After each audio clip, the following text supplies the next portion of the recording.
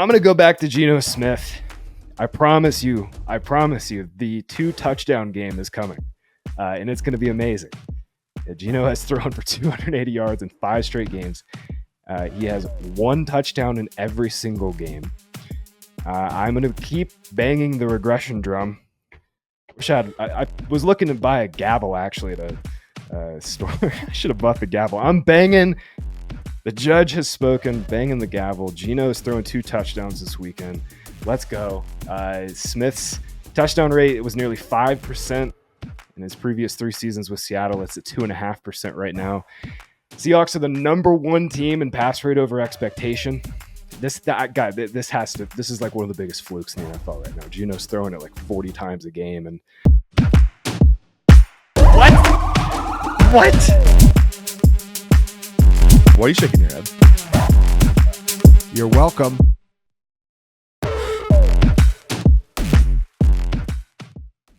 Yo, what is going on? And welcome back and welcome into week 7. I'm Graham Barfield, one of the co-owners here at FantasyPoints.com. You're tuning into another Start Sit video. I appreciate you guys hanging out. We got a fun show coming up, fun week. Messy week at running back, that's for sure. We're going to have to make a lot of decisions there. But hopefully you guys are 4-2, 5-1, maybe even a couple 6-0 teams. Obviously, it's been a ultimate war of attrition to start this year. So many great receivers have gotten hurt. We've lost a few more this week. It's really stunk because obviously, some of the sharpest receiver picks have been the ones to get hurt. Some of the best values. As always, we are going to be going off of the projections here at FantasyPoints.com. Our guy Chris Wecht and our entire team works tirelessly, literally around the clock Wednesday up until game time to get those things as tight as physically possible. We've had a really good year. Our projections have been nearly at the top of the industry. Shout out to Chris for all the hard work and shout out to the team.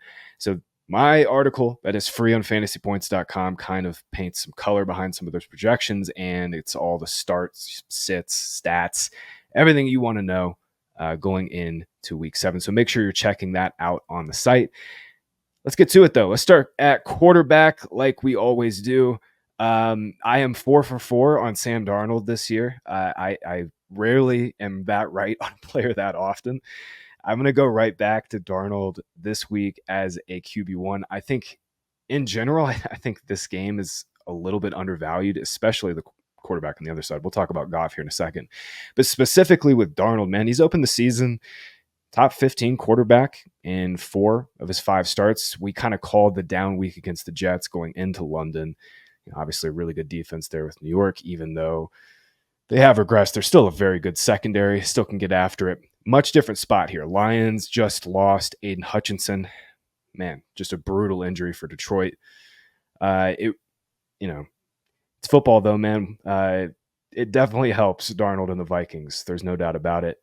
Vikings have the 4th highest implied team total this week at 26.3 points. And I kind of expect them to be a little more pass heavy than usual. Aaron Jones has a hip or hamstring injury. He's questionable. He got dinged up in that week 5 game back in London too. So Darnold, good spot without Hutchinson. I think Lions secondary, they've been fine this year, man, but they don't have the guys to deal with Jefferson, Addison. Really good game environment. I also think the industry is really too low on Jared Goff.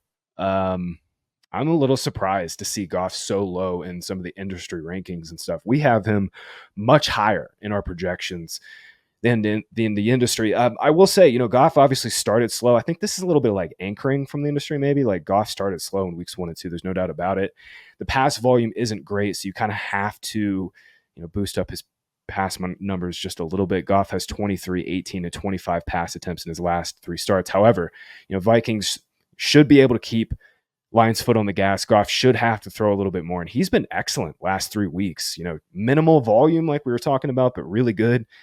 54 of 66 passing for 806 yards, 7 touchdowns, just 1 pick. If you're playing the Vikings, you know what to expect. You're going to get a lot of too high coverage because they don't want to leave their corners on islands because Brian Flores loves to blitz, loves to obviously mix and match his blitzers, kind of disguise and do all kinds of, kind of funky stuff at the line of scrimmage to confuse the quarterback. Goff wasn't good against the blitz last year. He's been much better this season, though. Obviously, Vikings blitz, the fourth highest rate, 35%. Goff is sixth in fantasy points per dropback when blitz this season. So I'm in on Darnold. I'm in on Goff. I'm really in on all the pieces in this game. I think it's kind of one of those games where you just start all your dudes. Especially with Lions. Man, we got to bake in a little bit of regression for that defense because Hutchinson was just like a one-man wrecking ball. I'm going to go back to Geno Smith. I promise you, the 2-touchdown game is coming, and it's going to be amazing. Geno has thrown for 280 yards in 5 straight games. He has 1 touchdown in every single game.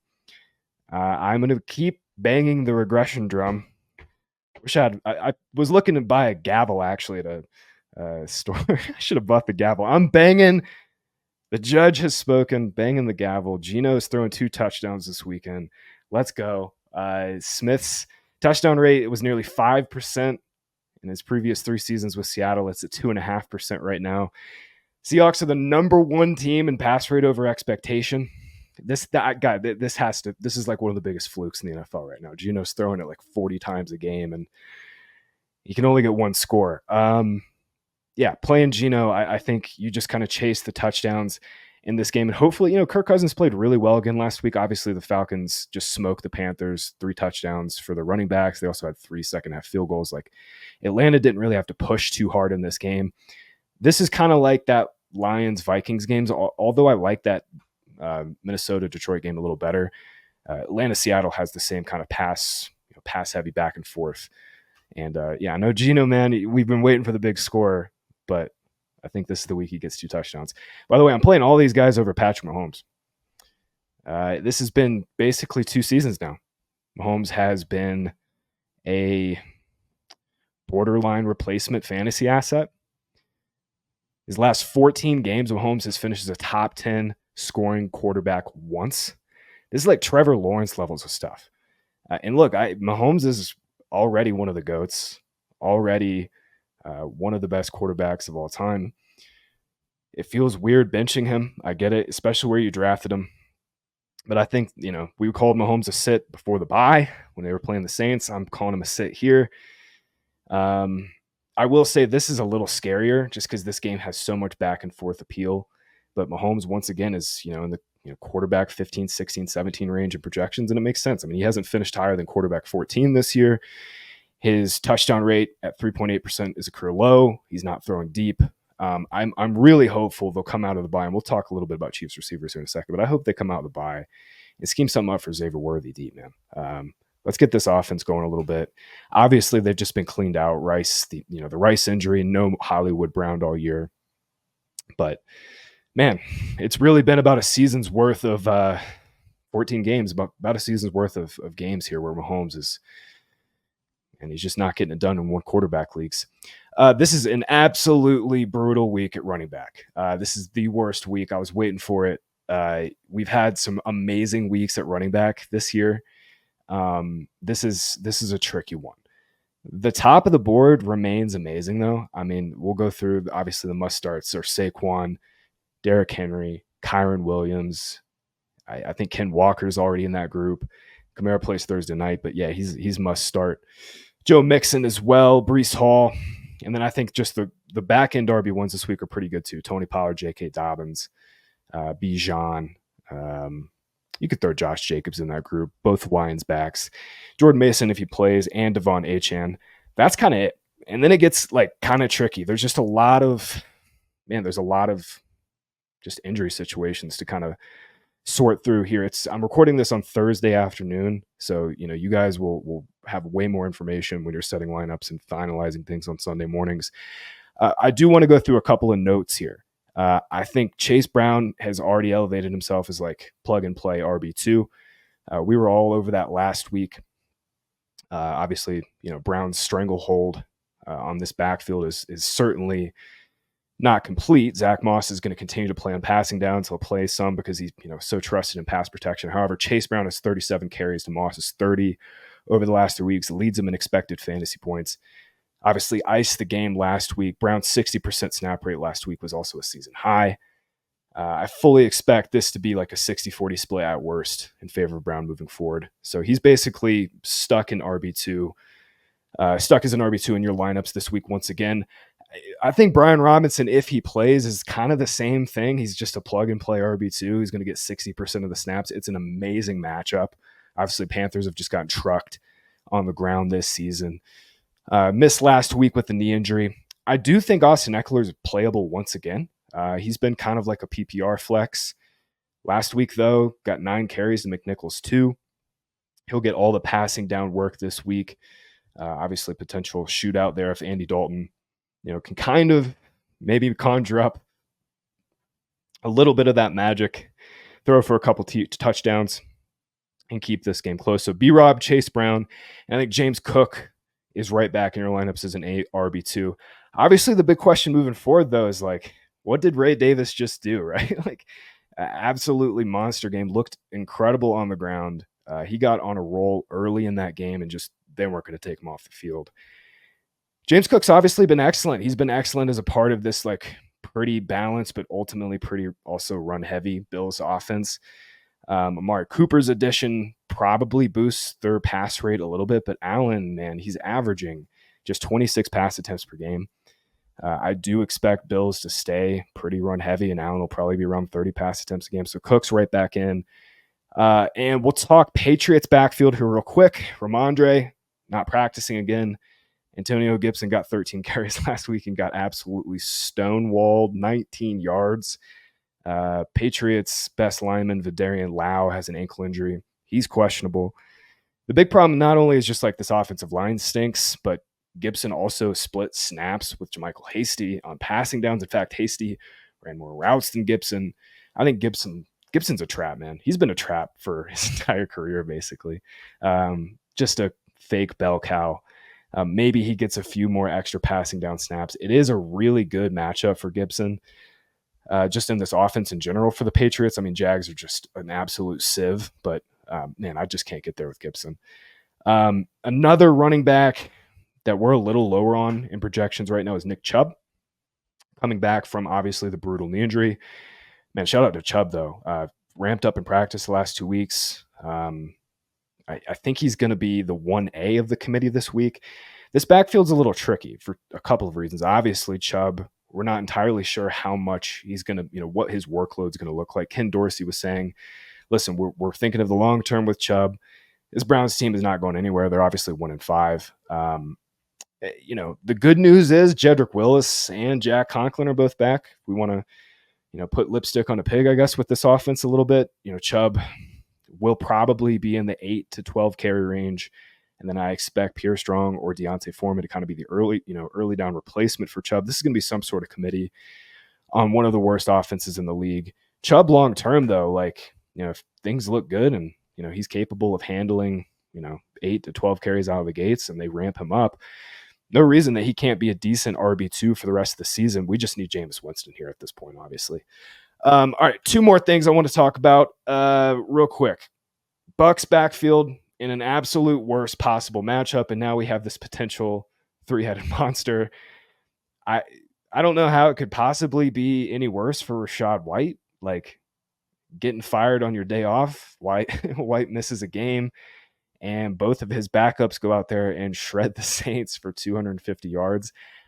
I've never been a Rachaad White fan, but this is a new low here. I think what we'll see moving forward, Bucky Irving, we already knew was the better back. Sean Tucker, what he did last week was new information after he struggled his rookie season. At worst, I think Bucky is probably the 1A moving forward with White as the 1B. And then we'll see Sean Tucker, get 6, maybe 5 or 6 carries as an early down changeup. I do believe Todd Bowles when he says he wants a 3-headed monster. Baker's balling out. So there's definitely a source of fantasy points here. My lean this weekend is that Bucky is a flex play, and I'm benching Rachaad White and Sean Tucker. Again, Ravens' worst possible matchup. They're so bad in the secondary and have regressed so much in the secondary, but they're so good on run defense, allowing a league low 2.8 yards per carry. So to me, I think Bucky's probably the safest from just a pure volume standpoint. White also has the injury, and then Sean Tucker probably gets some change up, and honestly, he probably ends up being some of the goal line back here. And finally, Tank Bigsby. If you've been sitting on him and stashing him for a few weeks, and you're not rolling him out this week as like an RB2 or a flex, you need to get him into your lineups here. I don't know why you would stash him this long and not play him in this spot. Travis Etienne now has a hamstring injury. He hurt his shoulder a few weeks back. Now he's dealing with a hammy. He might try to play, but I think it'll be Tank Bigsby on early downs. Obviously, the Jags just got completely smoked by the Bears last week. We were all over Caleb Williams, but that game was not even competitive. It was a weird game script, right? Like they couldn't run in the second half. Dearness Johnson ends up outplaying Bigsby on passing downs, ran 21 routes to Bigsby's 4. If there's one thing the Jags don't want Bigsby doing right now, it's playing in passing downs. He was so bad on pass. That's why he got benched last year, because he caused 2 interceptions, dropped another pass, was really bad in pass protection. They just want Dearness Johnson in there for passing downs. I still think this spot against the Patriots, Jags should be able to kind of control the game a little bit better. Bigsby projects well for 12, 13, 14 carries. Maybe he gets a little extra passing down work this week just because they're probably not going to get blown out. But I think Bigsby projects pretty well as an RB2 if Etienne is out. All right, let's go through some receivers. We'll talk about a better position. Receivers absolutely stacked this week, so I've kind of identified a couple of the wide receiver 3s that I really like this week. We'll get to those guys in just one second, but we need to talk about Texans receivers just real quick. No Nico Collins last week. CJ Stroud got there. Like he had the 3 first half touchdowns, but season low in yards per pass attempt against a Patriots defense they've been okay, but they've been up and down. Christian Gonzalez has been up and down.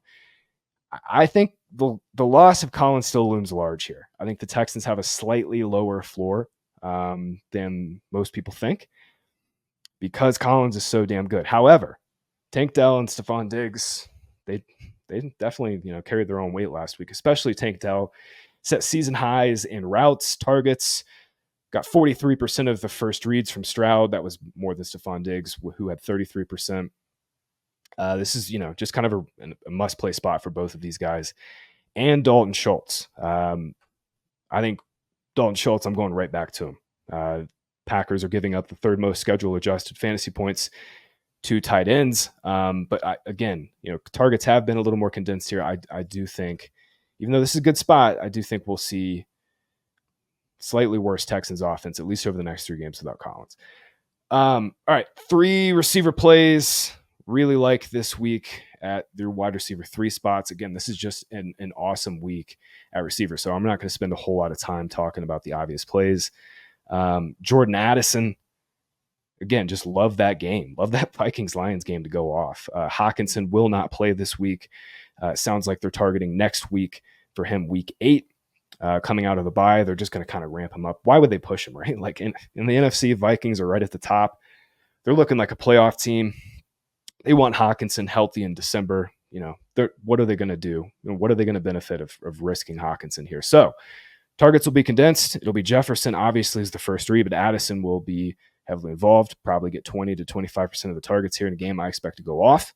Lions allowing the 5th most schedule-adjusted fantasy points above average to opposing wide receivers. And like we were just talking about, no Aiden Hutchinson. Yeah, slightly better spot for the Vikings for sure. Did not like Antonio Gibson. Do like Drake May as a streamer this week. Didn't mention him in the quarterback talk. I think he's definitely in play against the Jags secondary that's allowed 6 straight top 12 quarterback performances on a weekly basis to quarterbacks. So May is in play this week as a streamer. I also like Demario Douglas. I was stashing Jalen Polk and Douglas in a few spots just because, fingers crossed, maybe Drake May's good. Drake May might be good, man. Douglas last week got 33% of the first reads. And this is just, guys, cakewalk matchup. You guys don't need me to tell you any more about this Jags defense that stinks.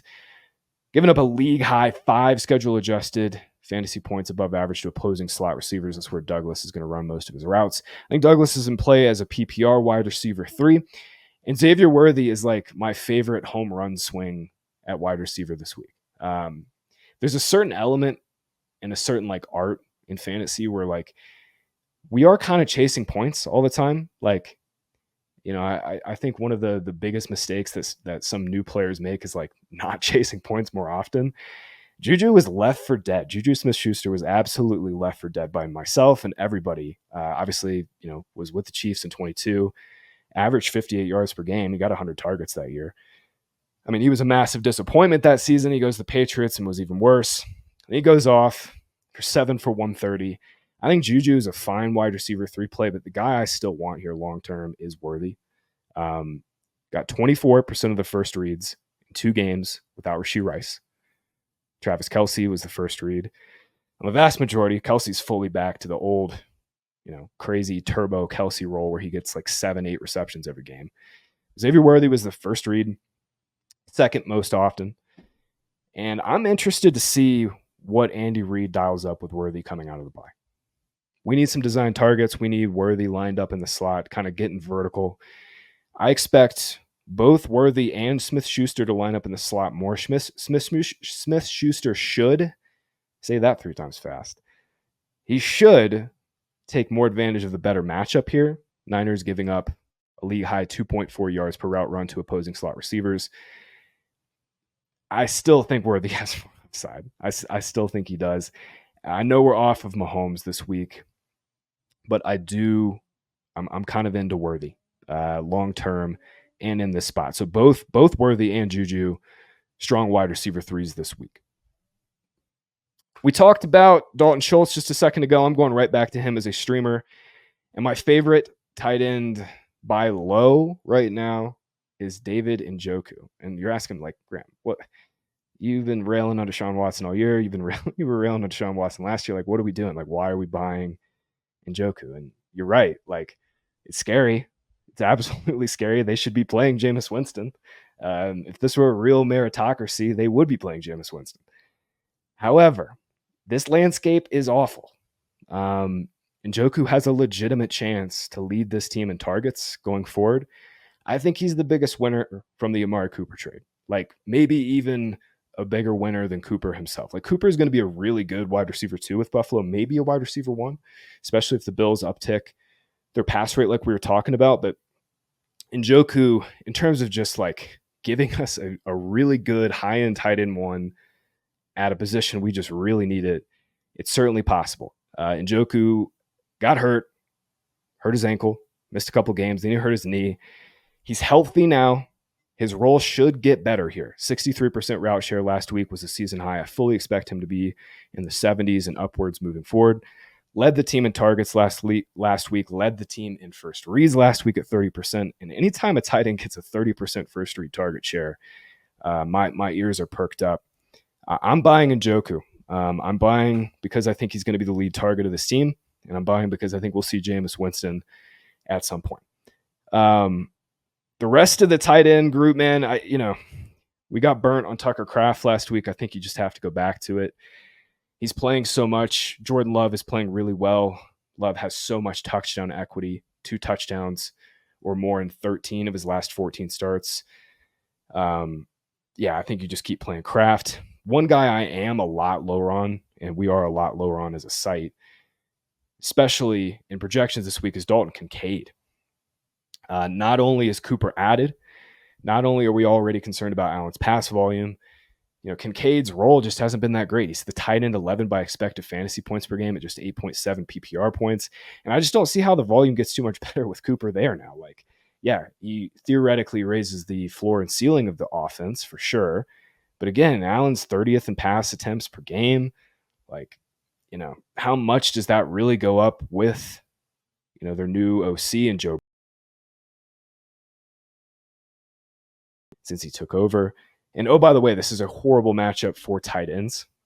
Titans are just completely icing the position, 24 yards per game allowed to tight ends, and a league low 6 schedule adjusted fantasy points below average. Yeah, I've been saying buy on Kincaid, but a bad run out with the Cooper trade, and I think this is the time to get out here for Kincaid. So have him listed as a sit this week, guys. Thanks so much for hanging out, listening. If you have any questions, please hang out with myself, John, and Tom on Sundays. We'll be answering all of your start sit questions starting around 11 a.m. Sunday. And yeah, we'll take your questions there. If you disagreed with any of my starts and sit this week, leave a comment down below. And until then, good luck this week. I hope you have a clean sweep across week 7.